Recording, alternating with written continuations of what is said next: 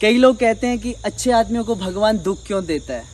जो बहुत धार्मिक होते हैं, जो भगवान को बहुत मानते हैं, जो दूसरों की हेल्प करते हैं, उन्हीं को ही कष्ट क्यों मिलते हैं, उन्हीं के परिवार में ही विपदा क्यों आती है, उन्हीं को ही शारीरिक रूप से क्यों बीमारियां सताती हैं।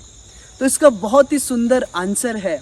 जैसे ना किसी किसान ने खेती की और इस साल उसकी फसल बहुत अच्छी हुई, इतनी अच्छी कि पूरे गांव के लोग उससे पूछ रहे हैं, भाई तूने क्या ऐसा बोया कि इतनी ज़्यादा और इतनी अच्छी फसल हुई।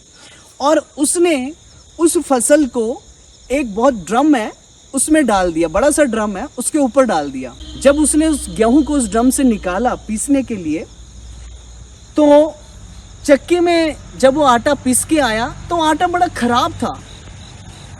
और घर आके उसने सबसे कहा कि इस साल तो मेरी बहुत अच्छी फसल हुई थी, पर ये आटा इतना खराब क्यों आया। बड़ा परेशान हुआ कि इस साल फसल होने पर भी इतना गंदा आटा कैसे।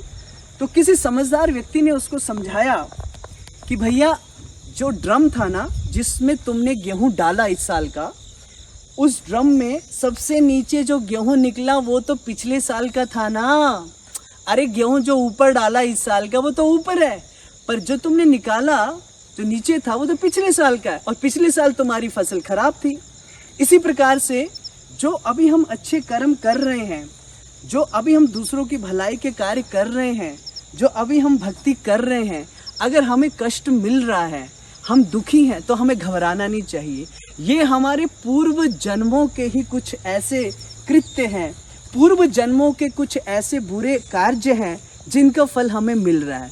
पर इस जन्म में हम जो भी अच्छे कार्य करेंगे, उन अच्छे कार्यों का फल थोड़े दिन बाद मिलेगा। हमें पेशेंस रखना चाहिए, हमें धैर्य रखना चाहिए, और हमें भगवान पे विश्वास रखना चाहिए कि भगवान के घर देर ज़रूर हो सकती है, अंधेर नहीं हो सकती।